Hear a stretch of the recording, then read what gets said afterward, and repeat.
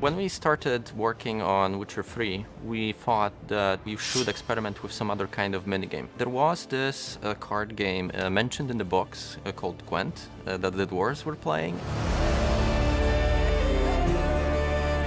Throughout the Witcher trilogy, there has always been a game within the game. But The Witcher 3 introduced an original game called Gwent.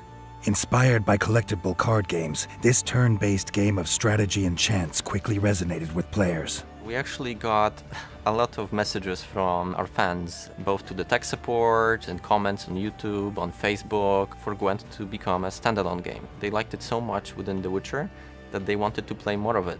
And we thought, yeah, let's do it, let's try it out.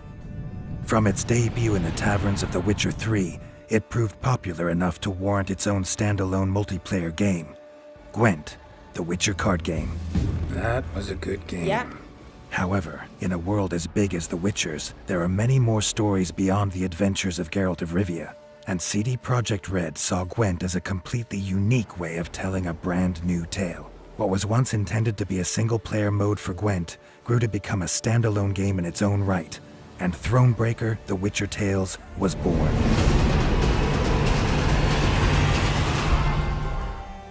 Thronebreaker is a RPG game set in the Witcher universe that utilizes card game mechanics to show battles. But of course it still has difficult choices with consequences, interesting characters, and grim and gritty stories. Thronebreaker tells the tale of Queen Meve, war veteran and ruler of Lyria and Rivia. Faced with the threat of the ruthless Nilfgaardian Empire, the proud leader must again prepare for war.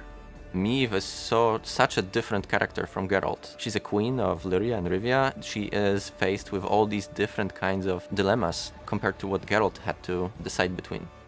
Gwent is only one aspect of Thronebreaker. When Meve isn't battling, she's exploring a painterly world of diverse locations, conversing with a wide cast of new and familiar characters, and recruiting new units for the war ahead.